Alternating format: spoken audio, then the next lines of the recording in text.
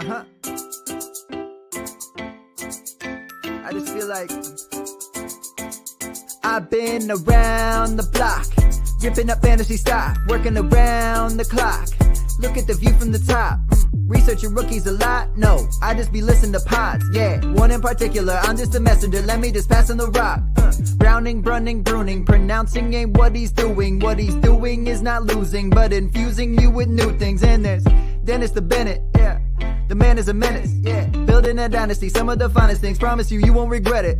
Sly as a fox, cultured in pop. Give him his props. Here is a thought, here is a box, and you cannot compare them at all. So don't even try. Careful with the news, but when you use a take, I take up Tony Fire. I mean Dyer, because anyone else is a huge mistake. Whoa, fantasy round table, fantasy round table, yeah. Fantasy round table, come take a look at the crown, baby. Hey, fantasy round table, fantasy round table, woo. Fantasy round table, come take a look at the crown, baby. Go.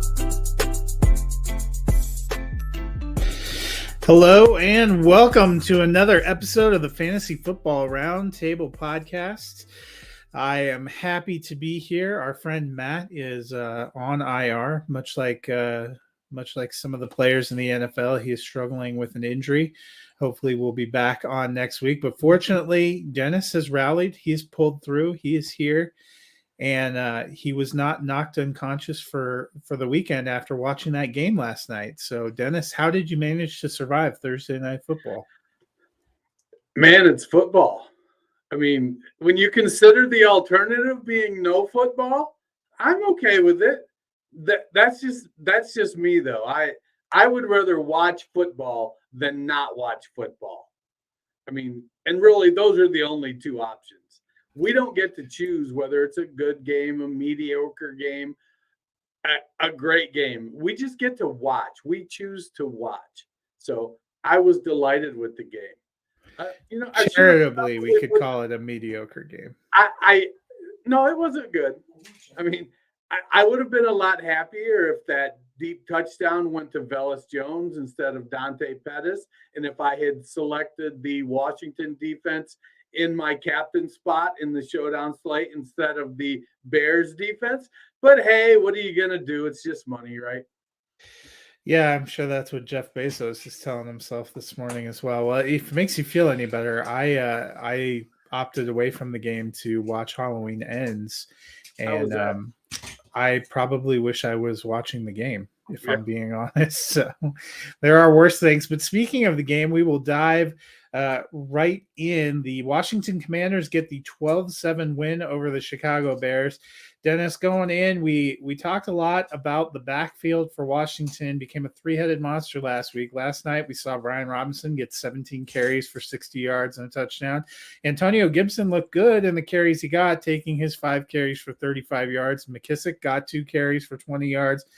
McKissick and Gibson split about 7 targets, with Gibson the only one catching anything. Prior to that game, I had thought McKissick might be the only safe play because of his passing volume, and boy, did that turn out to be a real bummer for me in my lineups. But what did we learn about this Washington backfield? Well, if we go by what Rivera said today, it's that he wants to get Antonio Gibson the ball more. I mean, Gibson clearly is the most explosive back there. He is the one that could take it the distance on any play. He played the fewest snaps, but he had a 60% usage when he was in there, just slightly behind Robinson's 63%. I mean, Robinson did not, 17 for 60. That's not very efficient. And it's a feel-good story, but, there's a reason it took him 5 years to become a starter at Alabama. And that he was, what was he, a 4th-round pick, 3rd-round pick? 3rd-round pick, yeah. So, I don't know that he's going to be the guy, but he's going to get an opportunity. And Rivera, I feel like the seat's warming up in Washington here pretty quickly. I think we had said, like, in the offseason when Robinson was at peak hype, that we felt like Gibson was going to end up, because of his wide receiver background, cutting into McKissick's work. And it kind of seems like he did. He had more targets than McKissick. Yeah, I mean, he had 4 targets. McKissick had 3. McKissick's came late in the game. It was interesting at the beginning of the game. McKissick had 2 early carries, and I thought, well, I guess they're going to get him involved. He came in before Gibson. He just didn't get the touches. I'm kind of with you. I don't – the whole Antonio Gibson, Ron Rivera thing is interesting. I'm sure, maybe this week Ron Rivera will say running back is the reason that they're different from the other 3 teams to start something. Because it was interesting to see his righteous indignation. Yeah. Well, it was interesting to see his righteous indignation about the media asking him questions about Carson Wentz after he kind of started that ball rolling. On the flip side, poor Justin Fields. His receivers are not great, but what's also curious? This is another team that has an interesting backfield situation. Montgomery, since he's returned and when he's been available, seems to get a lion's share of the work. Got 15 carries last night, 67 yards, caught a pass. But Khalil Herbert continues to look pretty good when he's given chances. You talk about that big play, home run ability. Had a 64-yard run last night, ends up with 75 yards on just 7 carries. What do you think they should be doing with this backfield? I mean, it's hard to not keep riding Montgomery because he is effective, if not explosive. He's not going to make mistakes. He's going to do all of the right things. He's good in tight spaces, but he's not going to outrun a lot of people. And as good as that run from Herbert was, he got caught at the end, and so he didn't quite get there. I think they make a nice 1-2 punch. The downside of it is probably that Montgomery is the better receiver of the two, both from a pass protection and an actual catching of the ball perspective. I think Montgomery gets the edge there. So fundamentally, I think Herbert is a change of pace guy. Montgomery's still going to get the lion's share of the touches. Herbert is going to, Khalil Herbert is just the Chicago version of Tony Pollard. You do wonder, though, Montgomery's contract expires at the end of this year, whether he will be back next year. He's not. Yeah. But with our luck, all this hope for Khalil Herbert getting a lot of carries is going to go out the window when they draft somebody. Well, on to the rest of the Week 6 slate. This is the first week of bye weeks. Tennessee Titans, the Las Vegas Raiders, the Detroit Lions, and the Houston Texans are all taking the week off, so we have a couple fewer games, still only 3 games in the late window yet again. But the first game of the early window, the San Francisco 49ers, 3-2, first place in the NFC West, head to Atlanta to take on the 2-3 Atlanta Falcons. What do we expect from Jeff Wilson in this 49ers backfield? I mean, right now he's the lead dog. Tevin Coleman is the backup, and it's wild how Coleman basically just came back and jumped over everybody. But he knows the system, and he showed last week that he can be useful as a backup in that system, which means Ty Davis-Price probably gets 12 carries for 77 yards this week, and Coleman plays like 3 snaps. But Jeff Wilson is the starter there until Elijah Mitchell gets back. He has shown that he knows what he's supposed to be doing. Again, he's another one of these guys that isn't going to run away from people, but he's going to pick up chunk yardage, 10, 15 yards at a time when it's blocked well. He'll create a little bit, and he's effective in the passing game as well. He's a good all-around, unspectacular back. Yeah, and you know what? Jeff Wilson is actually RB13 since week 3, so I think he could, given the landscape with bye weeks and injuries, he could end up being a top 12 option here. Atlanta's defense does not scare me. No. On the flip side, Falcons, we're missing Cordero Patterson.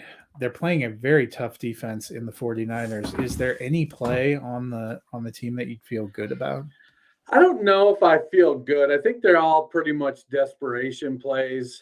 The Niners are down Mosley, the cornerback, I believe. So that may bode better for London if he plays.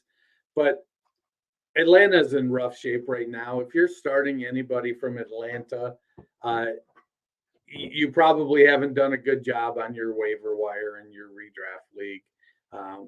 It's even Mariota, who's likely to get significant rushing yards. I'm not going to be surprised one bit if Mariota leads the team in rushing, mostly because he's running for his life.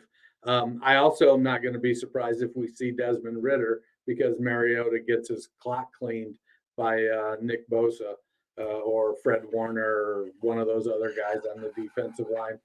It's going to be it's shaping up to be a tough game for Atlanta. And if you don't have to start him, I'm certainly not looking to. And if Pitts plays, I'm nervous about that because I don't even, is he a decoy? Is he back? Are they trying to, if he does come back, are they going to try to force him the ball to get, to use him like, the fantasy world is clamoring for? I don't know. It looks like a hot mess against San Francisco this week. I mean, Arthur Smith already said he didn't care about our fantasy team. So the one I'm a little bummed about is Drake London got off to a hot start. Looked like a great fit and getting in there. He's had a couple of quiet weeks. I'm hoping maybe they'll get back involved. That being said, I am easily taking the 49ers in this one. Comfortable there for me as well. On the flip side, we have the New England Patriots at 2-3, traveling to battle the 2-3 Cleveland Browns. I was going to look it up real quickly. Mac Jones still listed as questionable, has been practicing in a limited capacity. If he is back, what do you expect from him? More of the same, ball control, get the ball to Jacoby Myers because Jacoby Myers is the receiver you want to roster in that offense. We saw last week with Ramondre Stevenson. He's very productive when you give him the volume. He looks good in the passing game. I think that Stevenson is going to carry the load in the running game and Myers in the passing game. Mac is just another one of these, lunch pail guys that's going to come to work. He's going to do everything that he needs to, but he isn't going to run around a lot, and he's not going to force the ball a lot. He's going to be conservative with it. And since he's playing against Jacoby Brissett, it's probably going to work out for him. Yeah, Cleveland's rush defense has struggled. They made that trade. We'll see if it makes a difference, but I like Ramondre Stevenson this week as well. On the flip side, how do you feel about Amari Cooper and David Njoku going against this Patriots defense? I mean, it could be good for them because, Belichick's going to take away your number one option. Well, the number one option is Nick Chubb. And sometimes even Stefanski takes away their own number one option by putting Kareem Hunt in there. Now, not that Hunt is a terrible option. He's just not Nick Chubb. I feel like Cooper's going to get his. He'll probably get matched up with who's that hot guy they got now? J.C. Jackson. He's the cornerback that they got. No, J.C. Jackson went to the Chargers. I'm not sure who the Patriots number one is. They kind of have a lot of journeyman players now. Right. But I think it's going to be an okay matchup. Brissett is not an aggressive quarterback, and I think that they end up running the ball a lot more to try to shorten the game. And then I've tried everything in my power to try to convince myself why the Browns could win this game. Last week they played against Jared Goff, who's marginally better than Jacoby Brissett, but Goff did not have his top three receivers, did not have DeAndre Swift, has a terrible defense on the other side of the ball. So it seems like he's playing catch up from the coin flip. But no, that being said, it's Patriots for me. I am also taking the Patriots. On to a game that's somewhat more intriguing than we might have thought a few weeks ago. The New York Jets, 3-2, fresh off a win over the Dolphins, head to Green Bay to battle the Packers, who are also 3-2, fresh off a loss to the other New York team, the Giants. We're going to start with the Jets. In the backfield, we've seen Breece Hall getting more and more involved, putting up a lot of yards. Michael Carter's still been there getting touchdowns. What are you doing with them? Are you starting Breece? Are you starting Carter? Are you thinking about starting both of them? Well, hopefully I don't have both of them on the same team. Although I will be honest, there is a team where I have to start Melvin Gordon and Mike Boone. So please pray for me. I started Tristan Ebner and David Montgomery yesterday. So yeah, it's getting shallow early. No, I think Breece Hall is an RB1 and Michael Carter is an RB3 with RB1 upside if he gets to vulture touchdowns from Breece Hall. Hall is clearly the better talent there in pretty much every analyst's eyes that watches what's going on. But Carter is still a pretty good running back. It's not like he's Matt Asiata or something like that. He's a good running back, can play in all three facets of the game, so he's going to get some opportunity. For all of Breece Hall showing off his speed last week, it was disappointing he got stopped at the 1 yard line twice. I heard somebody talk about that on Sirius XM, like, oh, Breece Hall's speed. I'm like, oh, maybe he's not 4.3, maybe he's 4.4 because he got stopped twice. Anyways, I think you start them comfortably as an RB1 and a flex play. Nobody was happier about those stops on the one than Michael Carter's agent. On the flip side, for the Packers, Sammy Watkins still on IR. Christian Watson has already been ruled out. We've seen decent games from Cobb, from Lazard, from Dubs. Is there any of the three that you're feeling rock solid about? Well, I think Lazard is the safe play. He's the veteran. He can be a little bit explosive at times. Rodgers trusts him. Cobb is the veteran, but he just doesn't have a ton left at this stage of his career. And, he'll have these pop games like he did last week or the week before when he had 7 or 8 or 9 catches, mostly because Rodgers will just decide that's who I'm going to throw the ball to, and the game plan is working out. I like Romeo Doubs a lot. He just missed a couple long completions last week, and I think moving forward, him and Rodgers are going to get that timing refined. So it wouldn't surprise me to see Doubs come out and have a Jahan Dotson kind of game, 4 catches on 5 targets for 79 yards and a touchdown kind of thing. But it also wouldn't surprise me if he came out and went 2 for 26 and 0 on 6 targets because him and Rodgers just still haven't got it dialed up. Yeah. But like I said, Lazard is the safer play. Dobbs if you want the upside, and Cobb if you're like, I just don't fucking care anymore. Yeah, I know. With our luck, it's going to be Samari Toure game, Yeah. I wanted to pick the Jets, but I'm taking the Packers. I don't know if I wanted to pick the Jets, but I did take the Packers. Next up, an interesting divisional matchup. The Jacksonville Jaguars 2-3 at Indianapolis 2-1 for the second meeting of the year. The first meeting in week 2, the Jaguars blanked the Colts 24-0. James Robinson looked pretty solid, but he has struggled a bit of late, and we've seen Travis Etienne pick it up. How are you feeling about those two? To me, it feels like it could be a crapshoot any week. I think they're trying to get both of them involved. But I don't know that we're going to get, the Kareem Hunt, Nick Chubb kind of both of them having great days. I just don't know that, Robinson is there. He made a couple nice runs early, led to some long touchdowns earlier in the season. ETN, for his lack of vision, has made some nice plays as well.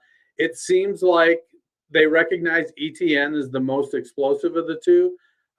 Robinson has the better vision, but isn't explosive coming off the injury. And I think that Peterson's going to kind of play the hot hand with the edge given to ETN.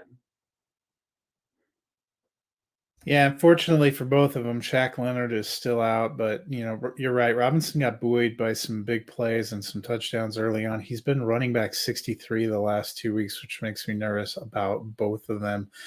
On the flip side, we saw Alec Pierce not only get plenty of targets, but make some very impressive catches in a very depressing game last Thursday night. How are you feeling about Alec Pierce this week? I feel good. I came around about midway through rookie draft season, and I moved up and was taking Alec Pierce over Christian Watson. very comfortably. I like what Pierce brings to the table. DK Metcalf's success has brought me around to a little more of the one-trick pony is probably a little bit too strong. But if you've got a guy that maybe doesn't excel in all facets of the passing game, but he excels at 2 or 3 things, really, he's just really good at it. And I think that's what Pierce is. He's really good on the deep ball. He plays, but the rest of his game is kind of coming around, and he's a perfect complement to Michael Pittman. And I like Pierce a lot. I'm okay starting him as a flex. Yeah, no team is as starved for a second receiving option as the Colts have been the last few years. I kind of like Pierce as a flex as well. I know the Jaguars own the Colts, but that has to turn around at some point. I am actually taking the Colts. Yeah, it's not going to be this week, my man. Jaguars for me.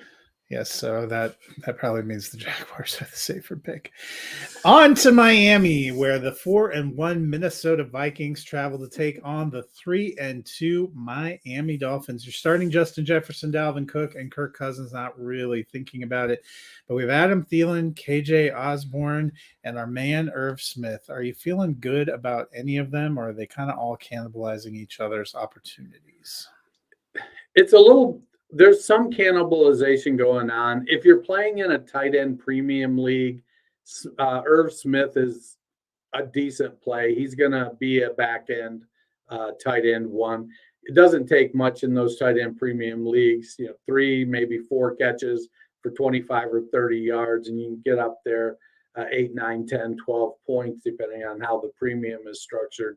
So I don't mind playing Irv Smith. And then he can break out at any given time. If I've got to pick between the other two, though, I'm going to go with Thielen. I'm just more comfortable with him, and I recognize that he's become kind of a first down goal line receiver. But he also is a safety blanket, and he gets open when they need a play. And Cousins is comfortable with that, and they don't mind throwing the ball to him. I like Thielen. I think he's, wide receiver 3, wide receiver 4 for most of this season. That's where I had him ranked preseason. And I'm okay starting him as my wide receiver 3 most weeks. Yeah, I have to flex Thielen in a few places. I think the problem for me is all 3 of them seem like they're a little touchdown dependent. On the flip side, the Dolphins, they've lost 2 straight. They've lost 2 quarterbacks as well. Looks like Skylar Thompson is going to get the start again. Tyreek Hill tracking to play despite being in a walking boot after last week's game. How are you feeling about the Miami offense with Skylar Thompson? Not good, Bob. Not good. It's, I love these stories, but man, they don't really pan out that well. I mean, a late round pick, 3rd string quarterback forced into play. And it on the plus side, he's got Tyreek Hill and Jalen Waddle. That is, if you're going to be pushed into the deep end of the pool, you might as well have, Michael Phelps down there to help you. And that's kind of what Skylar Thompson has in Jalen Waddle and Tyreek Hill. So I think that he's going to be okay. I just don't think he has – I just don't – he's no Cooper Rush, I guess is what I'm saying. Yeah, I'm fading all the Dolphins pass catchers this week. Hill probably the one that's been the safest, which is ironic because we thought Waddle would do the best with these other quarterbacks coming in, but Hill seems to continue to get receptions. Most are probably the better play. I will say I have picked Skylar Thompson up in a couple spots. Do not have a choice but to start him. I'm starting Skylar Thompson and PJ Walker in one league. God, 'tis the season. I am taking the Vikings. Vikings for me as well. Now we head down to New Orleans, where the 2-3 Cincinnati Bengals battle the 2-3 New Orleans Saints. Dennis, T. Higgins listed as questionable on the list again this week. He was questionable last week. I thought he was going to be okay. We barely saw him. It was kind of the Mike Thomas show. Any trepidation about starting him if he's active? Yeah, he's dealing with an ankle or a knee. Is it ankle? Yeah, it's an ankle issue.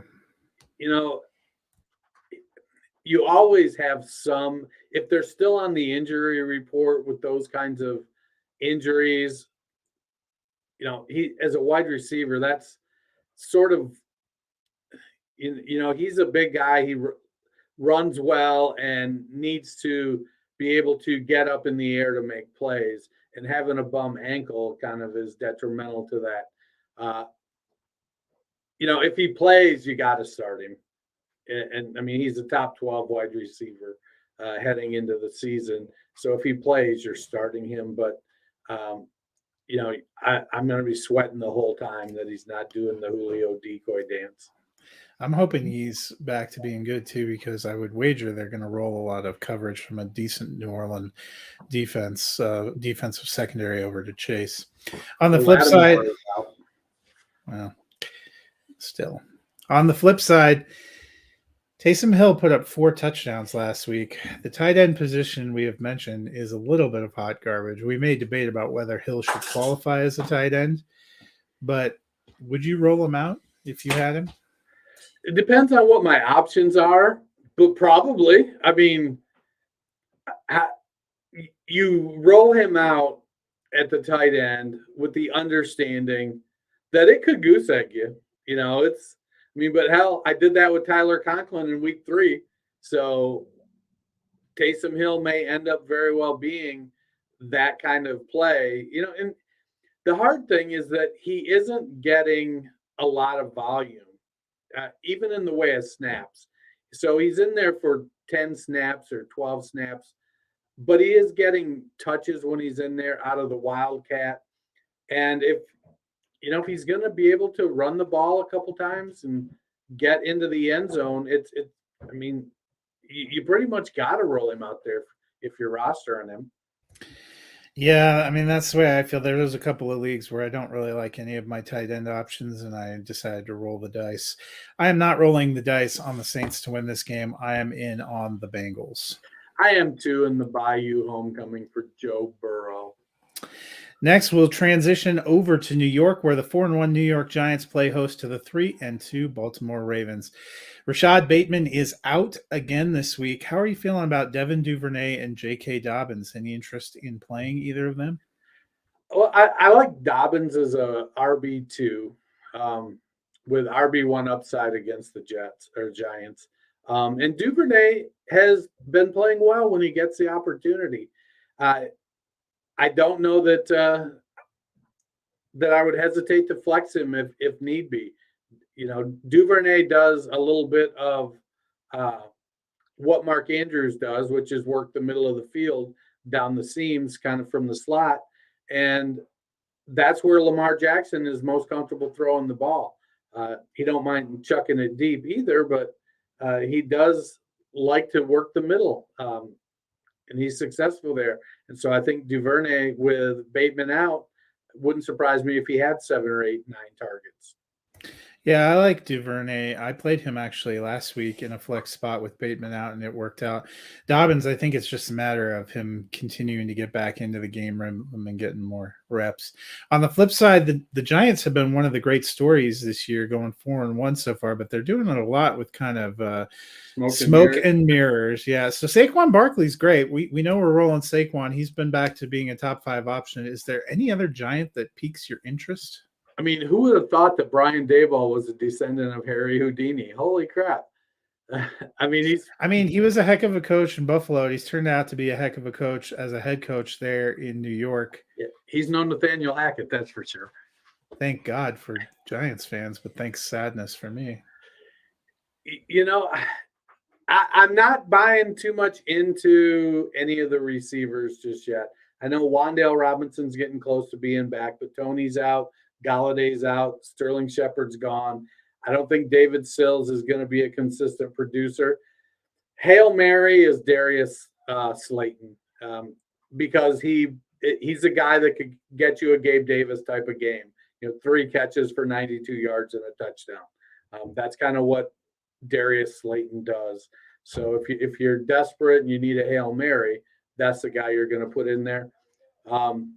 And then Bellinger is kind of being consistent at the tight end. 4 or 5 catches a game, 35, 45 yards, the occasional touchdown. He isn't going to win you your week, but he's probably not going to lose you your week either. And if Jones's ankle is better, then I don't have issues starting him at the quarterback position in a super flex league, because I know he's also, the one thing, Dayball may not have gotten Jones to start chucking it into tight spaces yet, but he has opened up the running game with Jones. Yeah, and if you're staring down options like Skylar Thompson and PJ Walker, you might yearn for the days of a Daniel Jones. I'm with you about Slayton being the best kind of shot, and Bellinger is actually a guy that I've played in a few places. All that being said, I am taking the Baltimore Ravens. So am I. Now we move to Pittsburgh, where the 1-4 Pittsburgh Steelers, who are missing a host of players, are playing host to the 3-2 Tampa Bay Buccaneers. We'll get to Pittsburgh's woes in a minute. But how are you feeling about Chris Godwin? It looks like Julio Jones is tracking to miss again, but Chris Godwin, he's been back for a couple of games. We haven't seen any big wow plays. Do you think it is coming? Yeah. Evans is clearly the number one there. Godwin is going to get good volume, and he's going to pop off at some point. That's just what's going to happen. Those two guys, it's a top heavy target distribution with Evans and Godwin, and I think it's going to stay that way. Lenny will pop off and have those crazy 10 target games on occasion, but it's Godwin and it's Mike Evans, and they do different things. They complement each other very well. And Brady historically has really liked what guys that play the Godwin role do a lot. And so it wouldn't surprise me if it's a 5-catch, 90-yard game for Evans and a 9-catch, 80-yard game for Godwin. Yeah, and if there was ever a week where Brady was going to get the passing game going, it's this week. For the Steelers, cornerback Cameron Sutton, safety Minkah Fitzpatrick, cornerback Akilo Weatherspoon, cornerback Levi Wallace, defensive end DeMarvin Leal, and safety DeMonte Casey, along with linebacker TJ Watt, are all out, as is Pat Freiermuth. So probably going to be another tough game for Pittsburgh, especially with all those defensive pieces missing. Let's go to the Steelers. We've seen Kenny Pickett picking up the passing game a little bit. Trepidation in your voice now that you switch to the offensive side. Kenny Pickett has picked up the passing game a little bit, but we have not seen great things from Najee Harris, probably behind one of the bottom third offensive lines, it seems, in the league. Is he still a top 24 back? I think he's still top 24. And frankly, unless you went like robust running back in your draft, you can't really justify sitting him, because at some point he's gonna. I believe he gets it going a little better, a little more consistently, and a lot of that's going to come from balance on the offense. And I think that what Pickett brings in moxie is what's going to allow that balance to open up. Pickett's willingness to pump the ball in there to Pickens and to Johnson and even to Claypool. I think that'll help open up the opportunities for Najee when he's running. The way that line is set up this year, I don't think he's destined to have a high yards per carry, but he is a volume back. And as cute as it is to want to play Jaylen Warren more, there's a reason that Najee Harris is who Najee Harris is. I would just like to see him catch a few more passes. That was really what buoyed him up last year. All that being said, I'm taking the Buccaneers. I can't believe it, but I think Pittsburgh falls to 1-5. Yeah, Bucks for me as well. On to the late window games. The 1-4 Carolina Panthers travel to battle the 2-3 Los Angeles Rams. PJ Walker is in. Matt Rule is out. What are you expecting from Carolina's offense? Nothing. Yeah. I mean, it's PJ Walker, and I don't think Walker is good. At best, he's a practice squad quarterback in my eyes. He got probably outsized opportunity because of his college relationship with Matt Rule.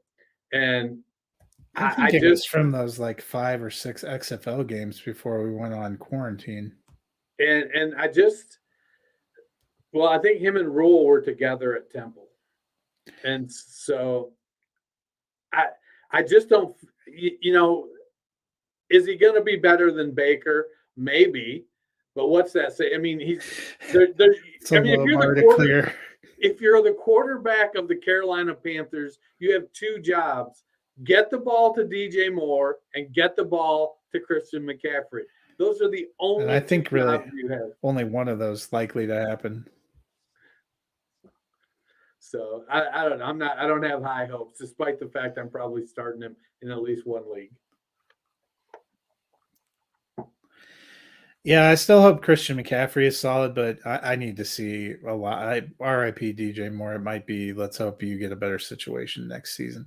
On the flip side, the Rams, despite looking middling to mediocre most of the year, are 10.5-point favorites. Is this the week that they get that offense right? I mean, this is a great opportunity to get it right. They might be able to do it by scoring 11 points, if we're being honest here.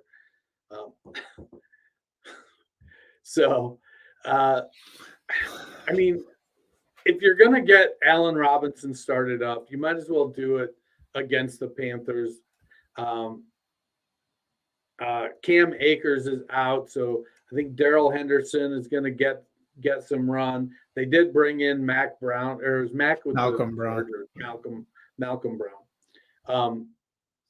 So they've got some players that need to get right.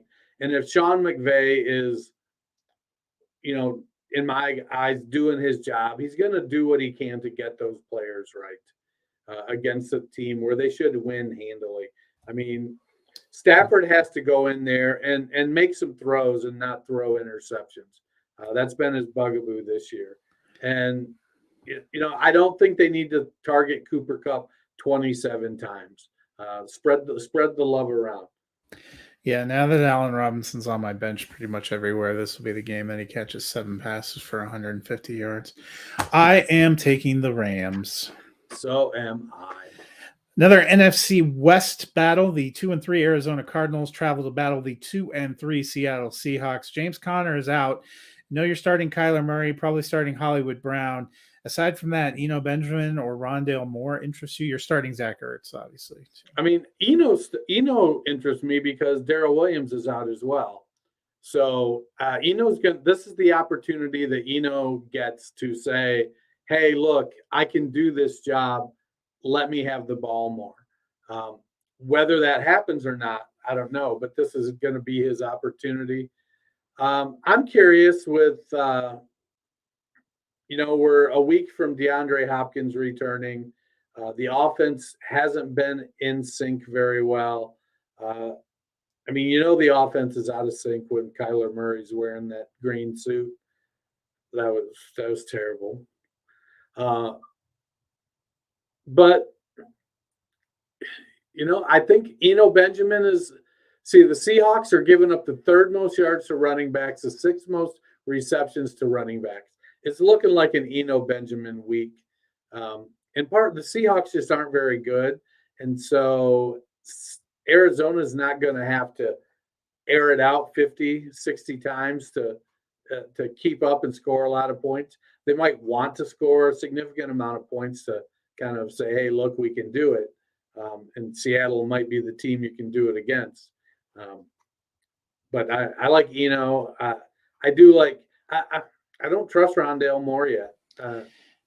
Yeah, I don't super trust him either. There are a couple of deep leagues where I actually put him in at flex. He's getting targets, and if he gets the same target share as Greg Dortch, you just have to hope that he's got the Greg Dortch production.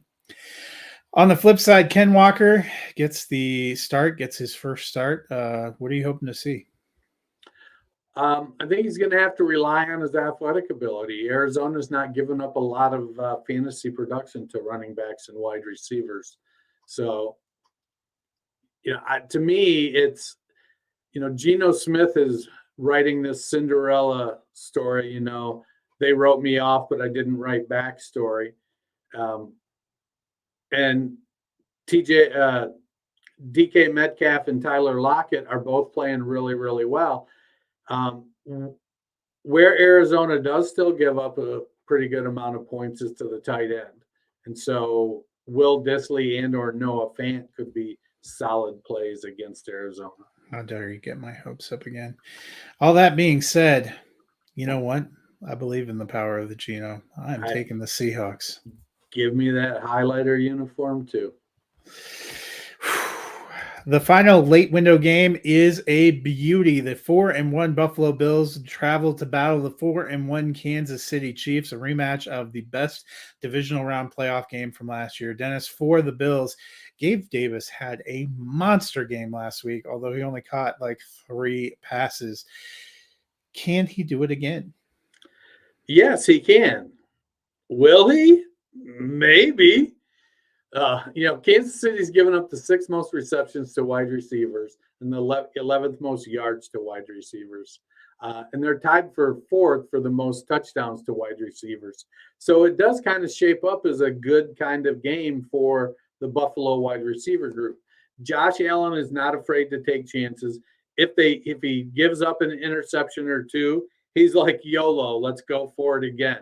And he's got guys that go out and make plays for him.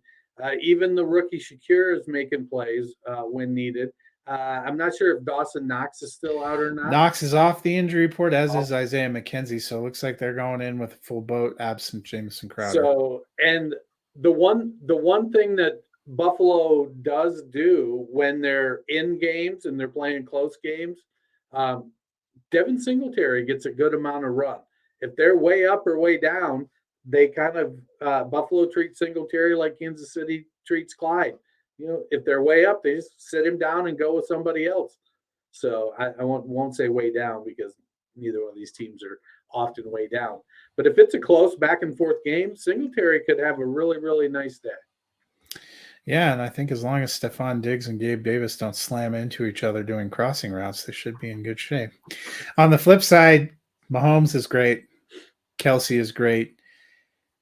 CEH started out decent, so did Juju, but we've really seen them come kind of back to the pack. Is there any Chief that you feel confident in beyond those top 2? I'm okay to start CEH as my running back too. I mean, he's still running back 9 on the season. And he's been very script oriented. If the Chiefs get ahead, they bring in Pacheco. But if it's a close game, they're using CEH. CEH is tied with McKinnon for 10 touches inside the red zone. And one of those guys has 4 touchdowns, and it's not Jerick McKinnon. So, which is a positive development if you've tracked CEH's career. So, I mean, CEH is getting the play, but if the game isn't close, then they pull him. And sometimes they pull him in hurry up instances. They'll put McKinnon in for whatever reason. They've got an infatuation with him. But CEH he's the top dog there. He's playing more than 50% of the snaps. He's getting more than 50% of the touches. Unless, like I said, it's a blowout, and then they'll bring Pacheco in and run him 10 or 12 times. So I'm good. I think this is going to be – it's the highest scoring game on the over-under, and I think 54 points. The books expect it to be a barn burner, and that means based on who these teams are, both of these teams are going to put up points. It's going to be a shooting match. They're going to be it's fast break offense on these teams, and I want to get as many pieces of these offenses in my lineup as I can. I'm taking the over on the points, and I am taking the Buffalo Bills. I'm going to take the Chiefs at home.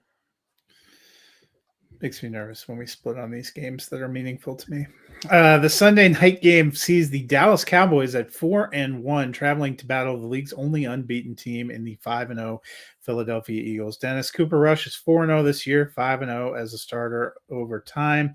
He is due to start again. They're not quite ready to put Dak in. Will be 6-0.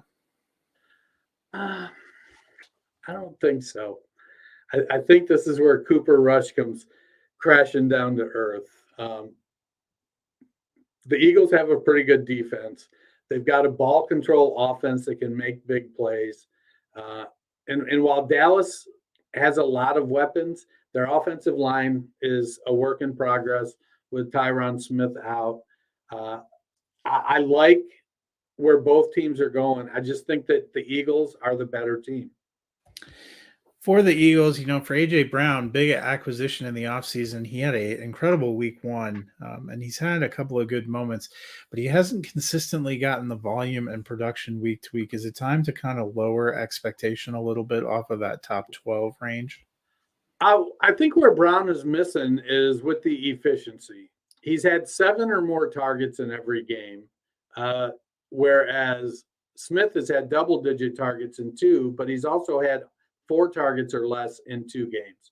So while Smith has had a couple really productive, it's honestly been Smith who's had the real productive couple games, and Brown who's been a little more consistent. Brown hasn't had the blow-up games. He hasn't had the big, the high efficiency games, and I think that's coming. I think they're both good players and good plays. Diggs has gotten better. It'll be interesting to see if they have Diggs match up on one of them. I would be inclined to pick the other one to go off more if Diggs is matched up. Let's say he's going with A.J. Brown. I think that Smith may get more targets, more catches. But if Diggs is playing aside and he just matches up with whoever's on his side, I think that they could end up being equally productive. I don't know how to quit you, Dallas. I'm going to tell you what, I'm taking the Cowboys. The Eagles for me. It's going to be I feel like it's going to be a sad Monday show. Speaking of sad. So speaking of sad, after an 11-day layoff to try to protect my blood pressure rate, the Denver Broncos will return to action on Monday night, sitting at 2-3, traveling to battle the 3-2 Los Angeles Chargers. Dennis, Russ said his shoulder is feeling better and better, and we've had way too many days for him and Nathaniel Hackett to try to throw out verbal bouquets to the fans. What are you expecting from this Broncos offense? Man, is there a more Jekyll and Hyde offense out there? It's mostly been Hyde. Yeah, I was going to say I would like to see the Jekyll. No, I mean, I just feel like it's about, they've got to keep chopping wood and building chemistry and working. They lost a big piece to the offense in Javonte Williams. Russ is starting to develop some pretty good chemistry with Cortland Sutton. Jerry Judy's starting to come around.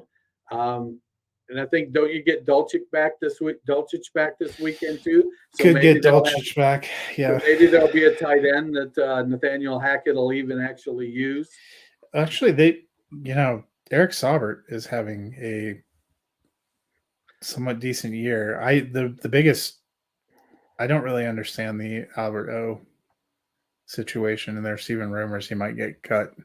Yeah. Who was the Browns tight end a few years ago that had the one great season? Oh God, it was Gary Barnidge. Gary Barnidge. Yeah.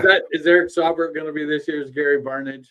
I mean, he could be. I've enjoyed watching him actually the last few years in preseason and stuff, but they've had Noah Fant and Alberto. They've seemingly had a lot of options. The one thing I will say is, for as bad as Denver's offense has been, many of us have felt that Cortland Sutton was truly their best receiver, and he has looked every bit of it. He is wide receiver 12 through 5 weeks. So given all that's going on there, he is still producing. And when I get to a pick, I'll tell you what I've managed to convince myself about this game. But we'll move to the Chargers. We have not seen Keenan Allen since the first half of opening week. It looks like he is actually tracking toward returning. He is still considered questionable, but he is getting some limited practice. That seems like a more hopeful sign. If he's out there, what are you expecting? Man, I don't know. It seems like that after the beginning of his career, where he had some fluky injuries, and was tagged unnecessarily as injury prone, he then went off and had 4 or 5, 6, I forget how many years of really, really high production, great seasons. You could count on him. Definitely a PPR monster. And then this year, he's kind of came in and he dinged up the hamstring, or I think it was a hamstring. And then hopefully they've just been really cautious. It was a hammy. And, they're waiting until it's 100%, and it's going to be fine. I think if he starts, you got to start him, but I'm going to feel much better starting him in a flex than as wide receiver 1 or 2, just because it makes me nervous. Mike Williams is Mike Williams, and Austin Eckler scores all the points. Yeah. Look, I don't need to get depressed today. I have 3 full days to wait for that depression to come.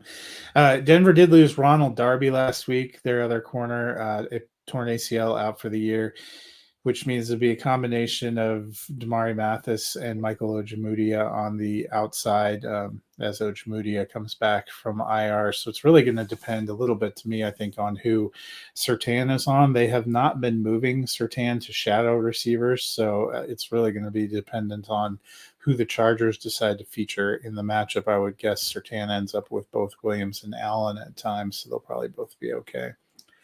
I will – were you going to say something? No. I will tell you that. Wait for your story. Yeah. So Denver fans have had also 11 days to try to make themselves feel better about the show that we saw last Thursday night. And, the generalized memes. There have been some good ones out there. I've even shared a few because, you've got to laugh at your pain. But one of the things that has come up a couple of times is when Peyton Manning came to the Broncos, they started out 2-3, and they had a Monday night game against the Chargers in week 6. They started out in a hole, and Manning brought them back to a stirring win against the Chargers that started a run that saw them not lose a game the rest of the season. And there have been a lot of Broncos fans that feel like destiny is about to repeat itself. And as much as I don't want to believe that, I have got to cling to that, so I am picking the Denver Broncos. You're delusional. I'm taking the Chargers. You know what? It's that thin air up there in the mountains of Colorado. Yeah, we need some hope. We'll see how hopeful I'm feeling after the Sunday slate. Dennis and I will be back on Monday looking at all of these interesting matchups. I am hoping we at least get some fantastic football Sunday afternoon with the Chiefs Bills. Looking forward to that, and looking forward to the Sunday night NFC East battle, and me feeling sad about having picked the Cowboys yet again. But until then, Dennis, what should the people do? Go out there, rate us, review us, download, listen, don't. Subscribe. Really helpful to us. We could really use the support. And if you're excited